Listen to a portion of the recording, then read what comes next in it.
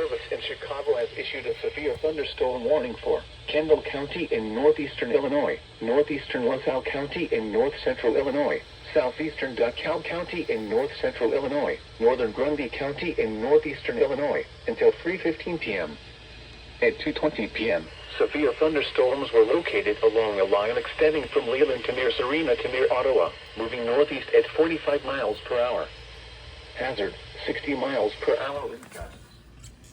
Source, radar indicated. Intact, expects damage to roofs, siding, and trees. Locations impacted include Silmanock, Minooka, Millbrook, Boulder Hill, Lake Holiday, Dayton, Bristol, Millington, Plano, Oswego, Lisbon, Wedren, Sheridan, Sandwich, Plattsville, Norway, Yorkville, Newark, Little Rock, Serena, Montgomery, Channahon, Morris, Plainfield, and Aurora. For your protection, move to an interior room on the lowest floor of a building.